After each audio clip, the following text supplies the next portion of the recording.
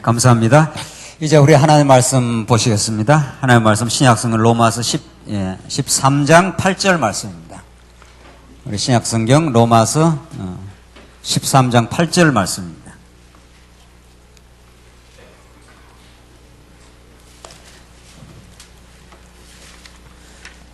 네, 찾으신 줄 알고 봉독 드리겠습니다. 신약성경 로마서 13장 8절 말씀입니다. 서로 사랑하는 것 외에는 아무에게 아무 빚도 지지 말라. 남을 사랑하는 자는 율법을 성취하였다. 간음하지 말라, 살인하지 마라, 도둑질하지 마라, 탐내지 마라 하신 것과 그 외에 다른 계명이 있을지라도 내 이웃을 내 자신처럼 사랑하여라 하신 이 말씀 속에 다 포함되어 있다. 사랑은 이웃에게 악을 행하지 않는다. 그러므로 사랑은 율법의 완성이다. 또한 너희가 이 시기를 알고 있으니 너희가 잠에서 깰 때가 벌써 되었다. 이는 이제 우리의 구원이 처음 믿을 때보다 가까워졌기 때문이다. 밤이 깊었고 낮이 가까이 왔으니 그러므로 우리가 어둠의 행위를 벗어버리고 빛의 갑옷을 입자. 낮에 행동하듯이 단정히 행하고 방탕과 술 취함과 음란과 호색과 다툼과 시기를 멀리하고 오직 주 예수 그리스도로 옷 입고 정욕을 위하여 육신의 일을 도모하지 마라. 14절까지 우선 봉독드렸습니다. 우리는 지금 로마서에 개진되는 칭의의 복음에 대한 그 놀라운 복음을 지금 우리가 듣고 있는데, 성경을 오늘 본문 내용에 바로 집중하게 되면은 우리는 성경에 나타난 하나님의 그 영광, 그의 살아계심과 위대한 속성의 그 계시를 보기보다는 자칫하면 오늘 본문 창세기 로마서 12장 이후에 전개되는 우리 성도 생활에 대한 그 권면의 말씀이 우리들에게 직접적으로 자꾸 도덕적 교훈처럼 우리가 다가올 수가 있습니다. 우리가 늘 성경을 상고할 때마다 로마서 전체의 맥락을, 전체 구조를 이해하고 더 나아가서 신구약 성경 전체가 가리키는 그 기록 목적인 하나님이 어떠하신 분이신가, 그는 참으로 살아계시는가 하는 그 기록 목적을 늘 염두에 두고 오늘 본문을 이해하시면, 이 본문 말씀은 예수 그리스도를 통해서 우리 안에 성령께서 이루어 가시는 그 언약의 복음으로 오늘 본문의 말씀이 다가오게 될 것입니다. 우리가 지금 공부하는 맥락은 로마서 12장부터 16장까지 전개되는 신령한 예배의 생활인데, 이걸 다른 말로 말하자면 하나님 나라의 생활이라 이렇게 말할 수가 있습니다. 우리가 로마서의 맥락을 따르면은 하나님이 언약을 하시고 그 언약을 이루시는 여호와신데, 그 언약을 이룰 때까지 하나님이 불의한 가운데 인간을 가두어 놓으셔서 너나 할 것 없이 스스로의 힘으로는 그 하나님 나라의 생활, 의와 평강과 희락의 생활을 할 수 없게 하셨다가 그걸 불순종 가운데 가두어 두셨다, 이렇게 말합니다. 그렇게 하시다가 예수님이 오셔서 우리를 의롭다 하시고 성령께서 우리를 붙들어서 하나님께서 이제 참된 신령한 예배의 생활로 인도하시는 그 하나님의 능력을, 그 은혜를 보여주는 것이 오늘 본문의 내용이기 때문에 그렇습니다.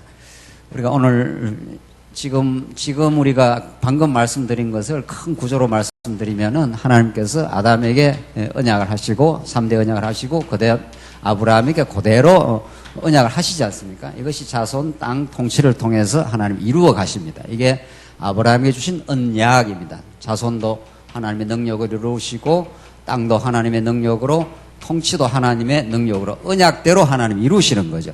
이게 구약의 배경입니다. 이 배경을 깔고 우리 신약 공부를 지금 해가는 거죠. 그래서 이 섭리로서의 언약대로 예수님이 오셔서 그 언약을 성취하심으로 하나님 여호와이심을 그렇게 만천하에 드러내신 것이죠. 그래서 예수님이 오셔서 사복음서에서 복음의 기초를 설명하고, 그 다음에 이제 성령이 오셔서 설립, 양육, 무장, 투쟁, 승리까지 예수님 다시 오시는 그날까지 이제 이끌어 가십니다. 이 전체를 우리 신약 성경에서 성령의 성취 사역이라 이렇게 말하지 않습니까? 지금 우리가 공부하는 내용은 신약교회를 설립합니다. 그러니까 예수님이 오셔서 구약의 모든 아브라함 언약과 모세 언약을 성취하신 자로서 하나님을 증명을 하시는데, 아직 성령이 오시기 전까지는 성령이 오셔서 예수님이 이루신 그 진리를 내 몸 안에다가, 내 심령에다가 심령에 깨닫게 하는 사역이 이루어지기 전까지는 베드로나 그 당시 12제자들이 하나님의 뜻을 이룰 수가 없습니다. 그래서 베드로가 결국은 세 번이나 부인하고 다 가지 않습니까? 그래서 내가 이제 성령을 보내주겠다는 겁니다. 성령이 오셔야 예수님을 통해서 드러난 하나님 여호와에 대한 진리, 하나님이 여호와 되심인데, 이 진리를 성령이 오셔야 너희 생각 속에, 마음 속에 하나님께서 각인을 시키겠다 이 말입니다. 그래서 생각이 바뀌어야, 새 마음이 이루어져야 이제 우리가 하나님을 섬기는 인생이 되는 거죠. 그래야, 그렇게 해서 이제 교회가 설립이 됩니다. 베드로의 마음도 바꾸시고 사도 바울도 하나님께서 바꾸셔서 교회를 설립합니다.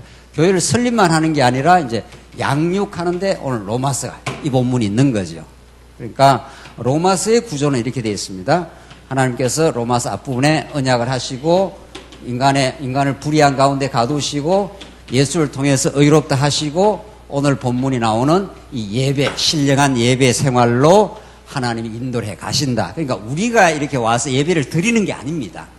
성령께서 찾아오셔서 불의한 모든 인생의 죄를 용서를 하시고 예수를 통해서 하나님이 얼마나 위대하시고 은혜로운 분인가를 깨닫게 하셔서 그 은혜의 감동을 주셔서 우리가 그럼 예배하게 하시는 거죠. 신령한 예배의 생활로 자꾸 인도를 하십니다. 그 신령한 예배의 내용이 5가지라 첫째, 둘째, 셋째, 넷째, 5개 이렇게 됩니다. 이게 로마서 12장부터 16장에 전개되는 겁니다. 그러니까 어떻게 우리가 신령한 예배를 드리며 살아갈까? 그 신령한 예배의 생활을 다른 말로 말하면 그게 여기서 이게 3대 언약 아닙니까? 3대 언약이 아브라함에게 이어지는데 이 내용이 하나님 나라입니다. 그러니까 자손 땅 통치가 하나님 나라의 내용 아니겠어요? 그러니까 예수님을 통해서 이 언약이 성취됐다는 것은 언약의 내용인 하나님 나라를 이 땅에 이루신다 이런 뜻입니다. 누가 와서? 예수님이 일단 성취를 하시고 성령이 오셔서 이렇게 이루어 가신다 이런 말입니다. 이게 하나님 나라의 구체적인 내용이 이 땅에 이루어지는 겁니다. 그걸 교회라 한다 이런 뜻입니다. 이 땅에 완전하지는 않지만은 우리가 더 풍성한 진리의 깨달음을 얻으면 전보다도 더 하나님 나라를 누리게 되겠죠.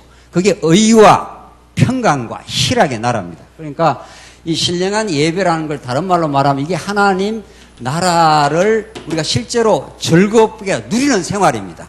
그 첫째 어떻게 누리는가? 언사를 실행함으로, 둘째 상황을 하나님께서 대처하게 되므로, 그 다음에 약자를 보호함으로, 그 다음 네 번째 이방을 용납함으로, 그 다음 교회를 세워감으로, 이게 하나님 나라를 누리는 신령한 예배 생활입니다. 우리가 예수를 믿었습니다. 이렇게 성경신학을 통해서 하나님을 잘 깨달아가고 있습니다. 그럼 어떻게 살아가게 되는 것을 기쁘고 즐거운 신령한 예배가 이루어질까? 고민할 필요가 없다는 거죠. 로마서의 말씀을 따라가면은 하나님 주신 그 은사가 있구나. 각자 진리를 깨달으면 각자 말씀을 가르치는 사람은 가르쳐야 이게 즐겁습니다. 우리 장로님들은 교회 전체를 이렇게 돌아보면서 성도들을 살피고 교회 전체를 이렇게 돌보는 거, 그게 즐거운 일입니다. 권사님들은 어려운 성도들 이렇게 신방도 하시고 서로 위로도 하시고 그게 참 즐거운 일입니다. 우리 집사님들은 교회 재정을 잘 살피시고 같이 짐을 지고 사랑의 짐을 지는 거, 그게 즐거운 일입니다. 그 억지로 그래 하는 게 아니라는 거죠. 그래서 하나님 나라를 누리게 됩니다. 이게 신령한 예배의 생활입니다. 이게 왜? 하나님이 3대 언약이 하나님의 능력으로 예수를 통해서 실체적으로 이루어주겠다는 거니까. 그렇잖아요. 그래서 정말 복음이 자꾸 깨달아지면은 신령한 예배의 생활 혹은 하나님 나라의 누림의 생활이 이루어지는데 그게 은사가 자꾸 실현돼 간다 이런 뜻입니다. 그래서 하나님의 뜻을 깨닫고 자기를 돌아보고 은사대로 그렇게 살아갑니다. 그래서 즐거워하는 자와 함께 즐거워하고 우는 자와 함께 울고, 그게 하나님 나라 생활입니다. 그러나 지옥 생활은 나는 즐겁고 너는 괴로워 이렇게 되는 거예요. 나는 승리했고 너는 패배했어. 그게 하나님 나라 생활이 아닙니다. 신령한 예배의 생활이 아니라는 거죠. 그 다음 상황에 대처하는 겁니다. 하나님께서 위에 있는 권세, 우리 지난 시간 공부한 겁니다. 위에 있는 권세에 순종하라, 순복하라는 겁니다. 하나님께서 위에 있는 권세를 통해서 우리를 우리 되게 하시기 때문입니다. 그래서 그 위에 있는 권세에 순복하는 삶을 우리는 신령한 예배 혹은 하나님 나라 누림입니다. 오늘은 거기에 이어져서 우리 지난 시간 공부하다가 정리를 했는 부분인데 신령한 예배 생활 가운데 오늘 우리가 지금 상황에 대처하는 생활 가운데 위에 있는 권세에 굴복하는 게 7절까지고 이제 8절 오늘 본문이 바로 이웃을 사랑하며 경성하는 겁니다. 요게 어떻게 해서 이렇게 이 상황에 대처하는 생활 가운데 세워진 권세에 굴복하라 그 다음에 여기 붙어 있느냐는 거죠. 우리 지난 시간 거기까지 질문을 했지 않았어요? 그러니까 상황에 대처를 잘 해 나가려면은 내적인 힘이 있어야 됩니다. 우리 지난 시간 그 부분을 했는데 우리는 어떤 상황에 늘 이렇게 부닥치게 되어 있습니다. 우리가 이게 내면이고 어떤 상황은 하나님께서 허락하시는 겁니다. 상황을 내가 바꿀 수가 없습니다. 악한 권세자 밑에 두면 악한 권세 밑에 우리가 어려움을 겪는 거고, 좀 선한 권세자에 우리가 속하기를 하면 좀 나름대로 부드럽고, 지금 북한처럼 저게 악한 권세자를 세워놓으면 엄청 북한의 제약이 있다는 거 아닙니까? 그 고난을 받는 겁니다. 그 고난이 하나님이 주신 상황입니다. 그러니까 그 고난을 통해서 하나님을 의지할 수밖에 없는. 그러나 뭐 우리나라 같은 경우는 예수 믿는 게 당장 고난은 없지 않아요? 또 이렇게 해서 우리가 진리를 지키고 복음을 전파하는 거. 자, 그러니까 상황을 우리가 바꿀 수 있는 게 아니고 상황을 우리 내면이 어떻게 소화하느냐가 그 대처입니다. 그러니까 모든 우리 사람들은 우리 택한 사람들까지도 자꾸 상황을 바꾸려고 하잖아요. 그러니까 힘이 드는 겁니다. 상황을 바꾸는 게 아니라 내면이 바꾸어지면 상황은 점점 바뀌게 되어 있습니다. 그러니까 어린아이에게는 보세요. 이게 장대 높이 틱이 있잖아요. 어린아이에게는 이 장대 높이, 이 정도 높이는 이게 걸림돌이 되는 겁니다. 그렇잖아요. 높으니까 어린아이에게는. 그러나 어른에게는 똑같은 상황이 걸림돌이 아닙니다. 이걸 훌쩍 넘어가 버리니까요. 하나님은 상황을 통해서 우리를 키우고 계십니다. 하나님을 더 깨닫게 하시고 우리가 작은 우리를 크게 만들어가는 중입니다. 더 단단한 신앙인으로. 우리가 믿음이 작으면, 그러면 요 장애물이 조그마한 것만 있어도 좌절하고 힘들어 하지 않습니까? 그러나 이렇게 하나님께서 많이 키워놓으면은 똑같은 장애물이 아닙니다. 넘기가 아주 좋은 겁니다. 이렇게 넘어가는 거죠. 결국은 상황을 어떻게 해석하느냐, 어떻게 대처하느냐 하는 데서 딱 오늘 8절이 나오는 거죠. 이렇게 성경이 논리적으로 잘 이어집니다. 서로 사랑하는 것 외에는 아무 빚도 지지 말라. 남을 사랑하는 자는 율법을 성취하였다. 이 사랑의 법이 나오는 겁니다. 그러니까 하나님 나라 생활인데 예배 생활이고 신령한 예배 생활, 하나님 나라 생활인데 그 상황을 대처하는 속에 이웃 사랑이라는 이 내면의 문제가 나오는 거죠. 아무도 우리는 사랑이 없습니다. 원래 불의한 우리 인생의 내면 속에는 절대로 사랑이 없습니다. 모든 것이 자기 중심입니다. 그게 사랑이 없는 거죠. 그걸 오늘 이 본문을 깨달으면서 깊이 자각하는 게 중요합니다. 왜? 로마서를 1장 1절부터 우리가 여기까지 읽어왔지 않았어요? 우리가 지금 13장, 14장 지금 이렇게 지금 해나가고 있지 않습니까? 12장, 13장 해나가면서 여기만 읽으면 우리들은 사랑하라는가 보다. 천만의 말씀입니다, 이게. 그러면 성령이 오실 이유가 없는 겁니다. 우리가 그런 능력이 있으면은 우리는 불의한 가운데 가두어져 있기 때문에 원래는 이 불안 가운데 가두어진 죄인이기 때문에 죄인이라는 것은 뭐든지 자기 중심입니다. 심지어는 진리까지도 자기 중심으로 사용해 먹는 게 죄인입니다. 성령이 역사 안 하면은 그게 죄인이에요. 그러니까 아브라함을 보란 말이죠. 모세를 보란 말이에요. 그 죄인임을 성경은 계속해서 폭로를 해냅니다. 모세 원래 믿음이 좋은 사람이 아닙니다. 사람 때려 죽이고 도망친 사람이에요. 다윗 바세바 사건 일으켜가지고 우리아를 충복이던 우리아를 죽음의 골짜기로 밀어넣은 인생입니다. 성경은 그걸 이렇게 노출을 시켜버린다는 거 아니에요. 그러니까 모세 안 해도 다윗 안 해도 하나님 붙드시지 않으면은 그 내면 안에 사랑이 없습니다. 그러니까 우리는 사랑이 없다고 고백하는 게 맞는 겁니다. 뭔 사랑이 있습니까? 조금이라도 우리가 지체를 사랑한다든가 다른 지체를 존중한다든가 그것은 내 안에 찾아오신 성령의 성취입니다. 그래서 성령의 뭐라 그럽니까? 성취 그러지 않습니까? 내 내면 속에 신령한 예배가 이루어진다 혹은 하나님 나라의 기쁨이 생긴다 하는 건 그분이 오셔서 내 안에서 이루시는 일이란 말이죠. 그 이루는 내용이 이웃사랑 이렇게 되어 있습니다.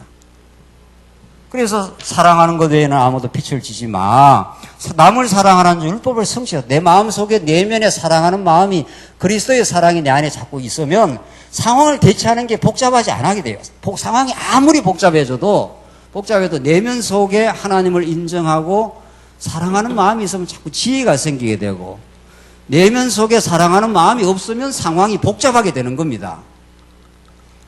사도 바울을 감옥에다 집어넣는 상황에 넣지 않습니까? 그러나 하나님께서 바울에게 내면의 믿음을 주시고 사랑하는 마음을 주니까 그 감옥이라는 상황 속에서 감옥 밖에 있는 성도를 사랑하지 않습니까? 그 사랑을 이길 권세는 아무도 없는 겁니다. 그러니까 진리와 사랑을 이길 권세가 이 땅에 없는 겁니다.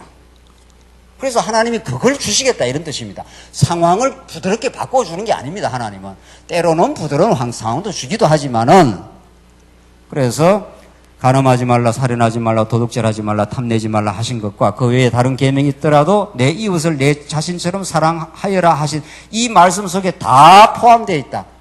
내 내면 속에 사랑하는 마음이 있는 사람이 어떻게 간음을 하겠어요? 어떻게 다른 사람을 살인하겠냐 말이죠. 미워하는 마음이 자꾸 없어요. 저 사람이 어떻게 저렇게 하는 것이 미움이 자꾸 생기는 게 아니라 저 사람이 얼마나 진리를 몰랐으면, 제대로 못했으면 저렇게까지 안타까운 삶을 살아갈까, 이렇게 되는 거지요. 자꾸 이해하게 된다는 겁니다. 그게 내 마음으로 절대로 안 되는 겁니다. 그거는 우리는 우리한테 조금만 어떤 다른 내 의지, 내 견해와 다른 걸 조금만 누가 이야기를 해도 당장 분노가 나오는 게 인간입니다.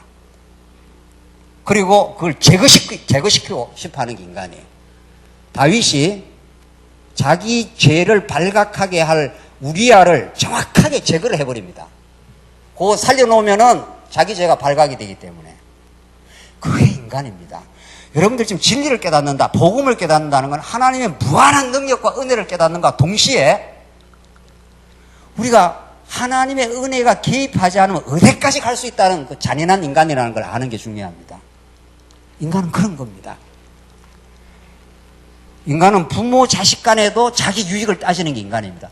뭐 그런 거 비일비재하지 않습니까? 돈 많은 부자가 그 재산 갖고 형제끼리 싸움박질 한다는 거 아니에요. 그게 인간이에요. 그래서 우리는 은혜가 필요하고, 그래서 예수가 필요하고, 그래서 하나님이 정말 우리는 고마운 겁니다. 그래서 오늘 이 본문의 말씀은 내 안에 사랑의 실체로 오신 예수가 내 안에서 행하시는 일입니다. 그래서 조금이라도 우리가 그런 게 생겨나고 다른 지체가 이해가 된다든가 그런 마음이 생기면 내 안에서 성령이 역사를 하시는 거구나, 이렇게 우리 깨닫는 게 중요합니다. 그래서 10절, 사랑은 이웃에게 악을 행하지 않는다. 그러므로 사랑은 율법의 완성이다. 율법 지키라 안 한다는 거예요. 이제는 밖에서 우리를 율법 1조 지켜라, 나 외에 다른 신을 두지 말라, 어떻게 하지 말라, 안식일 지키라, 이렇게 안 한다는 겁니다. 이제 신약시대 때 와서는 그거는 구약의 모세 율법을 통해서 주신 거고, 하나님께서 모세를 통해서 뭐 지키라 하지만 그거 하나도 못 지킵니다. 이스라엘 백성들 하나도. 그 율법은 우리를 죄를 자꾸 드러내는 거 아니겠어요? 죄를 이렇게 폭로를 시키는 겁니다. 율법이란 건 거울이기 때문에 갖다 대면은 확 죄가 드러나요.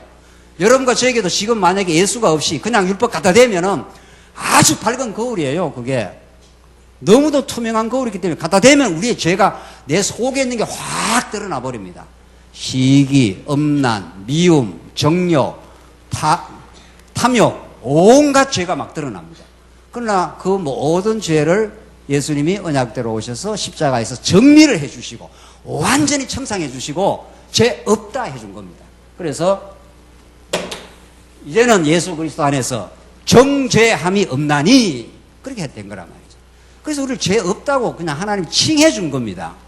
죄가 원래 없어서 없는 게 아니라 죄 없어라고, 나는 죄 없다고 봐주마, 이런 뜻입니다. 그걸 칭의, 의롭다고 여겨주겠다, 이런 뜻입니다. 우리 자녀들이 실수 많잖아요. 그래도 부모는 그냥 그 자녀가 실수 많다고 맨 정죄하면 그 살겠어요? 집에서? 그러니까 그냥 부모의 사랑으로 덮어주는 겁니다. 그냥 덮어주는 거. 그리스도의 피로 우리를 싹 덮어서 죄 없다고 해주는 겁니다. 그래서 한없이 감사한 겁니다. 우리는 지금 이렇게 예수를 믿는다는 거, 교회 생활을 한다는 거, 이 근본 자리에서 우리를 깨닫지 않으면은 우리 자꾸 딴 생각을 하게 되는 겁니다. 그래서 지금 하나님이 상황을 잘 대처하는 거는 상황을 바꾸는 게 아닙니다. 절대로. 우리의 내면을 하나님 바꾸어서 상황을 재규정을 합니다. 아무리 감옥 같은 상황이라도 믿음이 없는 사람은 감옥 같은 상황, 너무도 괴로운 상황이지만 하나님께서 사도 바울에게 이 내면을, 믿음을 주시면은 그 감옥이 괴로운 게 아니라 오히려 복음을 전파하는 자리가 되는 겁니다. 이 위대한 혁명, 이 기적, 이걸 여러분과 저로 하여금 지금 경험케 하려고 이 상황 속에 두신 겁니다. 그래서 이 사랑은 율법의 완성이니까 사랑을 하려고 하지 말고 사랑은 하는 게 아닙니다. 해지는 겁니다. 정말 내 안에 성령이 역사하시면. 하나님, 나는 사랑이 없습니다. 나는 내 사랑하는 자녀에게도, 사랑하는 부인에게도 조금만 내 뜻과 다르면 바로 화가 나는데요. 이게 인간인데요. 근데 무슨 저 피도 살도 안 섞인 성도들한테 무슨 그리 사랑이 나가겠어요. 그거 거짓말이에요. 내가 하는 게 아니고 성령이 내 안에 찾아오시면 나도 모르게 그냥 긍휼히 여겨질 때가 있고, 다른 사람의 실수를 보고 내 실수를 발견하게 되고, 그렇게 해서 많이 깨닫습니다. 그래서 막 하늘의 평강과 기쁨을 누리게 되면, 그래서 정죄하지 않고 이해하게 되겠죠. 그래서 사랑하는 것이 아니라 사랑해져 갈 것입니다. 그때 우리는 하나님을 찬양하고, 정말 하나님이 내 안에 하나님 나를 이루시고 계시는 거구나, 이렇게 깨닫는 게 중요합니다. 11절, 또한 너희가 이 시기를 알고 있으니 너희가 잠에서 깰 때가 벌써 되었다. 이는 이제 우리의 구원이 처음 믿을 때보다 가까워졌기 때문이다. 점점 우리의 구원, 이때 구원이라는 것도 성수까지 포함한 건데, 12절, 밤이 깊었고 낮이 가까이 왔으니 그러므로 우리가 어둠의 행위를 벗어버리고 빛의 갑옷을 입자. 어둠의 행위, 이 죄악된 불의한 삶 아닙니까? 이게 어둠의 행위입니다. 그러니까 어둠에 있는 사람은 어둠인 줄도 모릅니다. 지금 놀라운 사실은 어리석은 사람은 자기가 어리석다는 걸 모릅니다. 그러니까 어리석음을 하겠죠.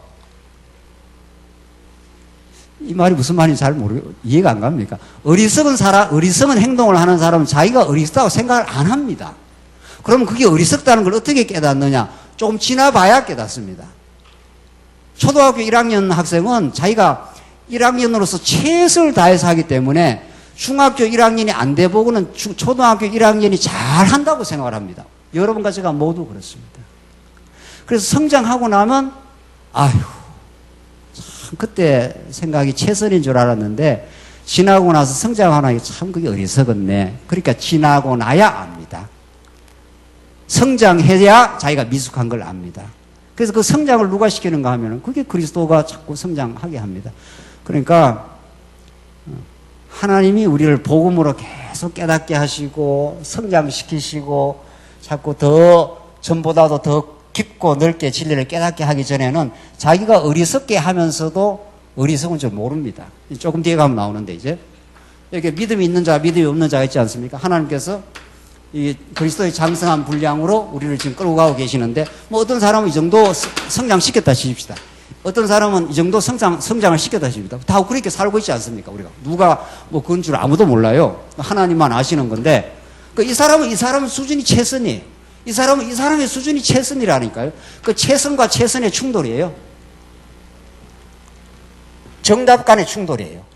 다 자기가 보는 게 최고라는 거예요. 지나고 나면 압니다. 아하, 이게 다가 아니었구나. 정말 다가 아니었네. 그러니까 점점 성숙해 가는 사람은 자기 뒤를 되돌아보는 사람입니다. 진짜 미숙한 사람은 자기 뒤를 되돌아볼 것도 없잖아요. 그러니까 아하, 내가 지금 그때로서는 내가 최선이라고 생각했는데 더 크고 놀라운 은혜를 깨닫고 나니 또 그게 다는 아니었네. 이렇게 성숙해 갑니다. 점점 더 성숙해 가는 거죠. 자, 그래서 어둠의 행위를 벗고 빛의 갑옷을 입자. 낮에 행동하듯이 단정히 행하고 방탕과 술 취함과 음란과 호색과 다툼과 시기를 멀리하고. 이게 다 타락한 불의한 인간들의 특징입니다. 방탕, 마음대로 해버리는 거죠. 마음대로. 그리고 술 취함. 인간은 어디에라도 취해야 사는 거죠. 네. 왜? 이 세상이 너무 각박하니까. 이게 만만찮은 광야니까. 어딘가에 취해야 그래도 환상이라도 취해야 이 차가운 현실이 힘드니까. 그래서 술을 먹는 겁니다. 그래서 너희가 성령에 취해라. 진리에 취하고 그리스도의 사랑에 푹 취해야 이 어려운 광야를 이겨낼 수가 있는 거겠죠. 근데 음란도 인간의 특징입니다. 호색, 예. 그러니까 진정한 그리스도와의 쾌락이 없으면 이게 하나님 나라의 쾌락, 이게 그리스도의 지체로서의 쾌락 아닙니까? 이게 진짜 좋은 거거든요. 이 신령한 기쁨이 없으면 인간은 어딘가에 다른 인간이 이쪽 하나님 나라 예수 그리스도와 하나 되는 이 즐거움이 없으면 반드시 세상의 어떤 즐거움으로 갑니다. 이 세상과의 연합이라 그러지 않습니까? 성경에 너희들 세상을 사랑하지 마. 그 요한복음에 나오고 다 나오지 않습니까? 그런데 세상을 사랑하지 말라고 해서 아는 게 아닙니다. 이게 너무 매력적이에요. 이스라엘 백성들 솔로몬이 그렇게 지혜롭다가 나중에 여인이 찾아오면은 이방 여자들은 너무 매력적입니다. 그 이방 여자 갖고 들어오는 이방 신들, 그 우상들은 너무도 매력적이에요. 이스라엘 백성들 광야에 나와가지고 모세가 지금 말씀을 받으러 간 그 사이에 뭐를 만들었습니까? 금송아지를 만들어야죠. 우리를 위하여 신을 만들자 그럽니다. 너무 그게 매력적이에요. 우리가 이 세상의 세속주의를 우리 힘으로 절대로 못 이깁니다. 왜? 그게 아주 매력적이니까 좋단 말이죠. 그러니까 선악과 나무가 어떻게 생겼다고요? 보암직하고 먹음직합니다. 하나님이 그렇게 아주 매력적인 걸 만들어 놨기 때문에 우리 힘으로 그걸 못 이겨요, 절대로. 그래서 이쪽으로 가는 겁니다. 그래서 누구나 세속주의로 삽니다. 너나 할 거 없이 인기가 그렇게 좋은 거고 권력이 그렇게 좋은 거고 물질이 그렇게 매력적인 겁니다. 그 중독적인 매력을 우리 힘으로 절대 못 끊습니다. 죽을 때까지도 돈의 유혹을 못 끊어요, 우리가. 왜? 그게 없으면 죽을 것 같으니까. 그걸 우리 인정하는 게 필요해요. 그러면 그걸 어떻게 해서 그걸 승리하느냐? 승리 생활이라는 건 그걸 이기는 건데 여기가 얼마나 좋은가를 실제로 누려야 됩니다. 아, 예수님하고 사는 게 참 즐겁네. 그게 정말 기쁘네. 하나님 나라 기쁨이 참 좋으네. 교회 생활이 굉장히 즐겁네 해야 여러분과 제가 세상으로 안 빠집니다. 교회 생활이 즐겁지 않으면 드디어 이제 빠져나가기 시작할 거예요, 틀림없이. 그래서 세속주의를 이기는 게 아닙니다, 우리가. 세속주의는 이길 수 있는 게 아닙니다, 도저히. 다윗이 딱 바세바를 보고 그냥 빨려 들어가지 않습니까? 그 자리에. 하나님이 유혹을 딱 갖다 대면 유혹을 갖다 대고 위에서 말씀으로 안 붙들어주면 그냥 끌려 들어갑니다. 그게 인간의 연약함입니다. 그래서 여기에 연합돼서 즐거움을 누리는 사람으로 하여금 이걸 버려라 하는 게 불교입니다. 자꾸 마음을 비우고 이거 욕심을 부리지 말고 하지 말라는 거야. 그게 아니고 복음을 가르쳐줘요. 이게 너무도 좋은 소식이에요. 즐거운 소식이라니까요.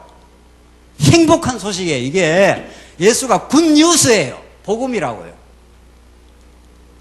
그분이 나를 죽었던 나를 살렸다는 거, 하나님 나라가 있다는 거, 영원히 하나님이 살아계시다는 거, 영원한 나라가 있다는 것.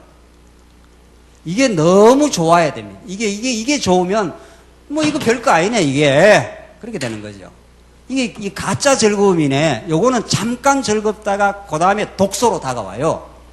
바로 다윗이 바세바 취하고 우리아 죽이고 나서 그때부터 겪은 고통은 이루 말할 수가 없어요. 그러니까 세상의 즐거움은 인기, 권력, 명예 모든 것들은 잠깐 즐겁지만 그대로 반대급부로 우리한테 고통으로 다가와요.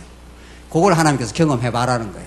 나를 떠나서 너희가 세상에서 한번 경험해봐. 그래서 여러분과 제가 7, 80년에 그 경험을 지금 하고 있는 겁니다. 한번 돈도 좋아해보고 명예도 좋아해보고 권력도 한번 잡아보고 그 권력의 대가가 얼마나 혹독한 대가를 치른다는 걸 우리가 경험하고 있는 거죠.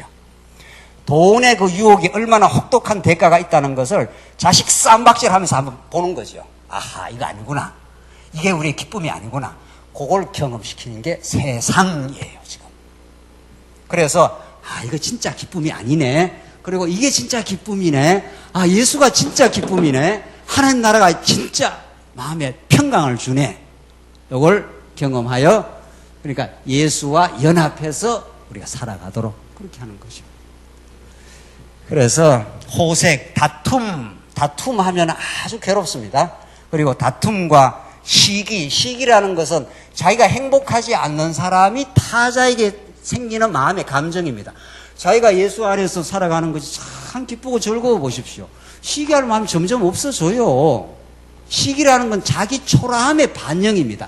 자기는 초라하고, 자기는 삼류대학 나와서 초라하고, 저 사람은 인류대학 나왔네 하는 그 세속주의 잣대가 작동하는 순간부터 인류대학 나온 사람이 시기의 대상이 되는 거 아니겠어요? 그렇죠? 실감이 잘 안 나시나 어떻게 잘 모르겠네요. 그렇죠? 돈 많은 게 좋은 거고 돈 없는 게 나쁘다는 그런 자기 초라함과 빈곤함이 있으면 돈 많은 사람이 시기의 대상이 되겠죠. 거기 세속주의 잣대 아니겠어요? 돈 많은 건 좋은 거야. 인류대학 나오는 건 좋은 거야. 또 뭐 있습니까? 인기 있는 건 좋은 거야. 그 세속주의가 내 안에서 작동을 합니다. 세속주의는 밖에 있는 게 중요하지 않아요? 세속주의는 내 안에 있습니다. 개인 안에 세속주의가 작동을 해요. 그러니까 인류대학이 삼류대학보다 좋다는 건 누가 정한 잣대입니까? 아니, 인류대학이 삼류대학보다 더 좋다는 건 누가 정한 잣대예요? 하나님이 정한 겁니까? 타락한 인간이 정한 거예요. 그렇죠? 천국 갈 때 A라는 성도한테 너 인류대학 나왔어? 삼류대학 나왔어? 이렇게 안 묻습니다, 하나님. 천국에는 아무 상관없는 거예요, 그거는. 천국에는 그런 잣대가 아무 필요가 없어요. 세상에 타락한 인간이 만든 잣대예요. 인류대학은 좋은 거고 삼류대학은 나쁜 거야. 그러니까 삼류대학을 아이를 보내면 엄청 쪽팔린다는 거 아니에요. 쪽팔립니까? 안 팔립니까? 엄청 쪽팔리는 거죠. 근데 믿음 안에서 생각하면 쪽팔릴 이유가 하나도 없어요. 왜? 그건 타락한 인간이 만들어놓은 세속주의 잣대이기 때문에 우리가 예배 생활하고 천국 생활하는데 아무 상관없습니다, 그거. 어떤 사람은 하나님께서 좀 인류대학 가서 또 인류대학으로서 신앙생활 할 거고, 삼류대학 가서 신앙생활 하게 할 거고, 아무 상관없어요. 교회는 그런 게 작동하는 곳이 아닙니다. 천국은 그런 곳이 작동하는 곳이 아니에요. 돈이 많은 사람은 많은 대로 하나님께서 그렇게 인도하실 거고, 돈이 없는 사람은 없는 대로 하나님 인도하실 거고. 그거는 세속의 잣대지, 하나님 나라 잣대는 그런 게 작동하지 않습니다. 전혀 작동하지 않습니다. 그렇잖아요? 그래서 정말 여기 나오는 대로 시기를 인간처럼 시기가 많은 동물이 없습니다. 일반적인 동물은 시기가 별로 없어요. 자기 먹을 것만 있으면 그 안에 사는 거예요. 인간은 자기보다 조금 나은 사람이 있으면 그때부터 시기가 작동하잖아요. 시기가 이제 다툼을 만들어내지 않겠나요? 그래서 그것이 내 내면의 문제입니다. 내면에 하나님 나라로 충만하지 않으니까 예수 그리스도 안에서 기쁨이 없으면 내가 자꾸 초라하게 느껴진단 말이죠. 그 내보다 더 나은 사람이 있으면 괜히 시기가 나는 거지 뭐. 그걸 누가 고치겠어요? 내면의 문제인데 이걸 예수님밖에 못 고칩니다. 그래서 죄인을 부르러 회개케 하러 왔다는 거예요, 예수님이. 그렇잖아요? 그래서 이 내면의 시기 문제는 내가 자꾸 어떤 사람이 시기가 나면은 내가 참 초라하다고 생각을 하는구나 이래서 번쩍 정신을 차려야 되죠. 나는 초라하지 않는 인생이야. 내가 예수님 안에서 얼마나 하나님의 자녀가 되어버렸으니까, 천국을 내 유업으로 물려받은 사람이니까 얼마나 든든하고 감사하고, 이 세상의 잣대가 내한테 그렇게 나를 작동하지 않는 복된 인생이 되어버렸으니까 인류대학을 나오든 삼류대학을 나오든 그게 내한테는 관계없는 거지. 천국 가서 누가 인류대학 나왔냐고 묻지 않을 거지, 예수님이. 오히려 죄인이었던 우리를 다 덮어서 사랑하실 거지. 그래서 세속주의를 이기는 겁니다. 그러니까 세속주의는 우리가 이기려고 애쓰는 게 아니라 위로부터 예수님이, 하나님이 언약대로 보내신 예수님을 통해서 하나님의 영광이 얼마나 큰 거를 너희에게 깨닫게 하면, 이 가치가 얼마나 크다는 걸 알면 이 쓰레기 같은 가치들 말이죠. 이 쓰레기예요. 사도 바울은 가말리엘 문화였고 율법 학자 중에 학자였고 로마 시민 걸 갖고 있으면 대단한, 그 세속적으로는 대단한 그 반열에 있던 사람이에요. 그러나 예수를 알고 나서 쓰레기라고 처리를 해버렸잖아요. 있으면 있고 없으면 없고 그거 쓰레기야, 그거 배설물이야. 얼마나 세속주의로부터 자유하게 된 거죠. 그렇죠? 진짜 우리가 성경신학을 정말 진리로 깨닫는다면서요. 성경신학의 진리를 깨닫는다면 예수가 얼마나 위대하고 예수를 아는 그 고상한 지식이 얼마나 가치로운지를 진짜 아는 거예요. 그럼 이 쓰레기 같은 명예, 권력, 돈 있으면 있고 없으면 없는 거지. 있으면 또 얼마나 있어야 돈이 많은 겁니까? 100억이 있어야 많은 겁니까? 1000억이 있어야 많은 겁니까? 진짜 예수를 믿으면 내게 주신 것이 많은 겁니다. 내게 지금 주신 것이 가장 정확하다고 믿는 겁니다. 그걸 믿음이라고 그래요. 하나님이 여러분과 저에게 정확하게 하신 거 아니에요. 돈을 1000만원을 줬든 2000만원을 줬든 1억을 줬든 10억을 줬든 그걸 왜 그걸 세속주의 가치에 그렇게 늘 절절 매느냐 그런 거예요. 하나님 내게 주신 게 최고예요. 범사에 어떻게 하라고요? 감사하라고요. 범사에 하나님을 인정하면 그러면 천국이에요. 우리가. 그래서 하나님 아는 게 천국이에요. 예수를 알고 하나님을 알면 천국이니까 뭐 여기 뭐 그게 그렇게 작동이 안 돼요. 그렇잖아요. 돈이 좀 없으면 좀 하나님 의지하며 살고 좀 불편하게 살고 돈이 좀 많으면 기쁘고 감사하며 살면서 교회를 봉사해서 좋고 인류대학 나와서 지식이 많으면 그 많은 지식으로 성도들을 잘 이렇게 가르쳐 줘서 좋고 삼류대학 나와서 좀 못 살으면 또 열심히 살아서 좋고 그렇게 천국을 누리며 살자고요. 이게 천국이라고요, 진짜. 그게 세속주의 잣대가 우리는 작동 안 되는 사람들이에요. 하늘나라 잣대만 작동되는 거란 말이죠. 천국은 너희들은 다 똑같은 죄인이었지만 하나님 안에서 하나님의 자녀라고 다 용서받은 인생들이라고. 그래서 다툼과 시기를 멀리하고 그런 것들이 자꾸 이렇게 멀어지겠지요. 그렇잖아요. 네. 14절 오직 주 예수 그리스도로 옷 입고 정욕을 위하여 육신의 일을 도모하지 마라. 그러니까 육신의 일을 자꾸 도모를 하게 되면 본인이 괴로워요. 다른 사람이 괴로운 게 아니고 본인이 괴롭다니까요. 하나 깨끗이 정리를 하고 가죠. 육신의 일과 육신의 소욕과 성령의 소욕인데 우리는 과거에 늘 양극단을 왔다 갔다 해요. 이게 자유의지 아니겠어요? 자유의지론. 인간이 하나님 없다고 생각하니까 자기가 의지가 있어서 모든 걸 결정한다는 이 반대가 숙명론이에요. 숙명론. 그러니까 자유의지론은 어떤 일을 내가 결정한다는 거고 숙명론이라는 건 내가 결정하니까 숙명이 딱 정해져 버렸다는 거예요. 그러니까 숙명론 혹은 운명론에 빠진 사람은 왜 그런 일이 일어났을까 묻지 말라는 거예요.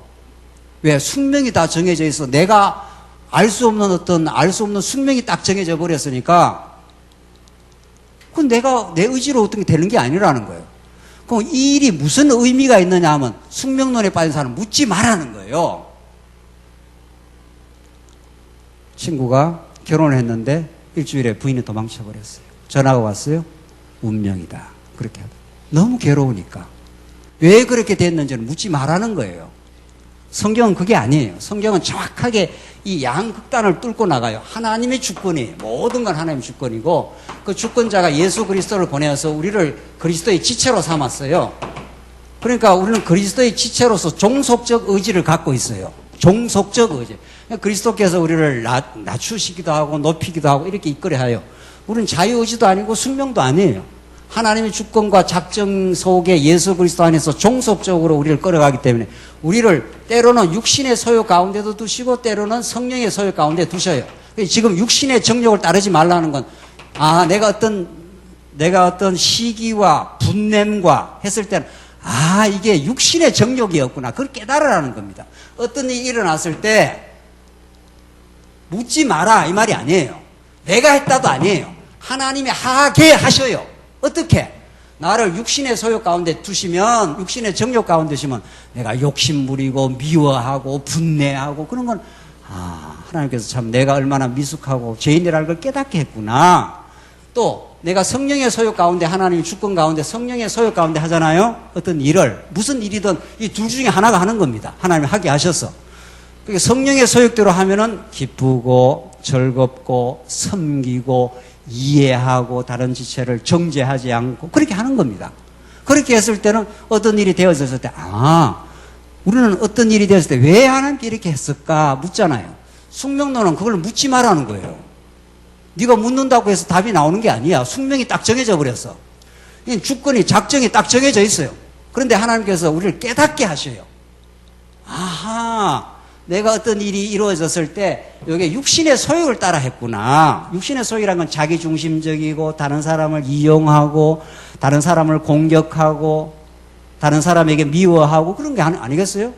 아하, 내가 참 육신의 소욕 따라 했구나. 하나님의 뜻 가운데 나를 내가 얼마나 죄인임을 깨닫게 하려고 육신의 소욕 가운데 두셨구나를 깨닫게 돼 있습니다. 어떤 일을 지나고 나서. 그걸 깨달으면 하나님, 나는 하나님 붙들지 않으면 육신의 소욕 가운데 정욕 가운데 살 수밖에 없네요. 그러니까 말씀을 자꾸 깨닫게도 해주시고 더 기도하게 하시고 그래서 성령의 소욕 따라 살게 하십시오라는 간절한 성령의 근심이 생깁니다. 진리를 깨달아가면 간절함이 생겨요. 왜냐하면 육신의 소욕대로 살면 괴롭거든요. 요걸 괴로운 걸 요걸 합리화하거나 요걸 피해 나가지 말라는 거예요. 하나님 괴롭습니다. 이렇게 하라는 거예요. 하나님 내가 육신의 소욕대로 사니까 자꾸 미움이 있으니까 괴롭네. 미움이 있으면 다른 사람이 괴로운 게 아니고 자기가 괴로운 거예요. 자기 얼굴이 편치를 않다니까요. 자기 미움이 꽉 차 있으면은 이 내면의 문제 아니겠어요. 그러니까 상황 속에 내면의 상황이 문제가 아니고 내면이 문제. 그러니까 하나님이 우리를 육신 소욕 가운데서 점점 이렇게 성장을 시키는 중이에요. 그리스도의 지체로서. 그게 하나님의 주권이고 작정이에요. 요게 복음이 가르치는 진리. 하나님께서 이렇게 하게 하셔요. 요거는 내가 했다는 거고 자유의지로는. 이건 철학이죠. 요것도 철학이에요. 요건 내가 한 게 아니고 숙명이 정했기 때문에 나는 책임이 없어. 나는 몰라. 그럼 묻지 마. 이러는 거예요. 그게 아니죠. 하나님이 하게 하셔요. 어떻게? 나로 하여금 깨닫게 하려고 하게 하셔요.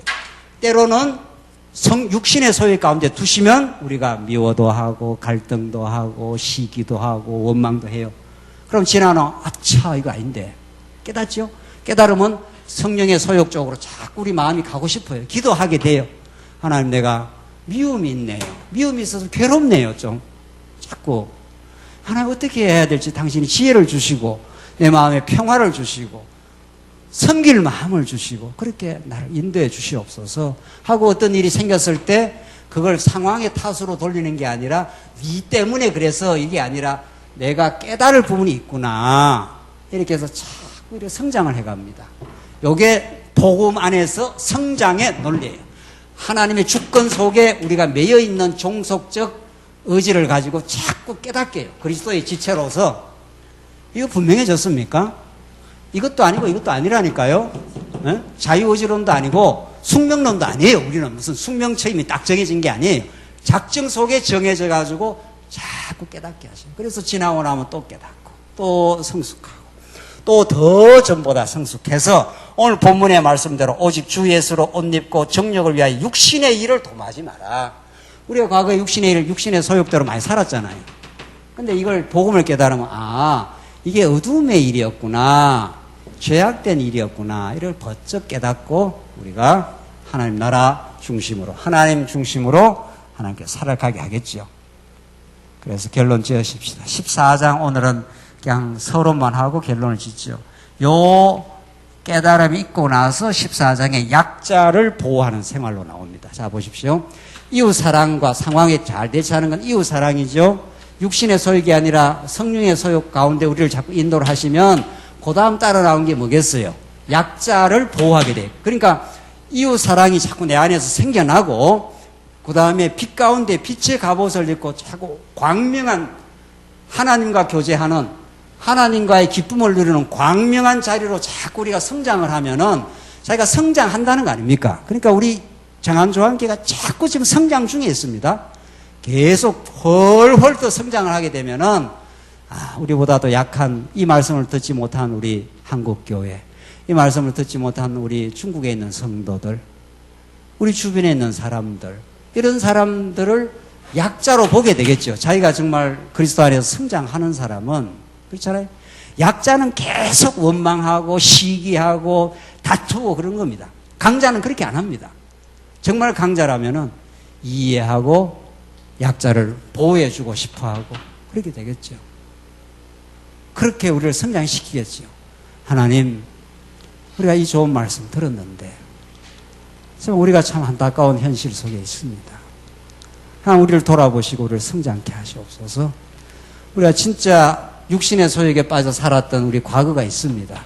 그것도 하나님께서 우리를 나를 나되게 깨닫게 하려고 그런 걸 압니다. 이제는 성령의 소욕 따라 살게 하시옵소서. 그래서 우리가 하늘의 천국을 누리게 하시고, 그래서 우리보다 약한 성도들을 붙들어주고 보호하며 살게 하시옵소서. 그래서 그리스도의 마음을 이 땅에 이루게 하시옵소서. 그래서 천국이 뭔지를 이 땅에서 잠시나마 진짜로 깨닫고 우리가 하나님만 찬양하게 하시옵소서. 이게 여러분과 저의 간절한 기도가 되시고, 그 기도를 하나님 들으시고 우리를 성장시켜 갈 겁니다. 이제 과거의 시기, 호색, 방탕, 다툼, 그런 미숙함에서 우리를 벗어나게 하셔서 우리가 더 깊은 진리의 세계로 인도하게 하시옵소서. 이게 여러분과 저의 간절한 기도입니다. 기도하십시다. 자비하신 하나님 아버지 은혜를 감사합니다. 우리는 우리 자신도 때때마다 근사하지 못하는 죄악 때문에 몸부림칠 때가 많았습니다. 하나님 우리를 이렇게 말씀 안으로 붙들어 주시고 이제 하나님 나라를 더 깊이 누리게 하시옵소서. 그래야 세상의 가치에 우리가 끌려다니는 어리석고 미련한 존재가 아니라 이제 세상의 가치를 정복하여 하나님 나라를 누리며 천국을 우리 안에서 이루어 우리 교회가 새롭게 되게 하시옵소서. 참으로 이 좋은 말씀이 우리 안에서 누리지 못한다면 얼마나 우리가 불행한지 모릅니다. 하나님 우리를 새롭게 하시고 참으로 하나님 나라를 깊이 깨닫게 하셔서 천국이 이 땅에 확장되는 일에 우리 교회를 사용해 주시옵소서. 예수님 이름으로 기도합니다. 아멘.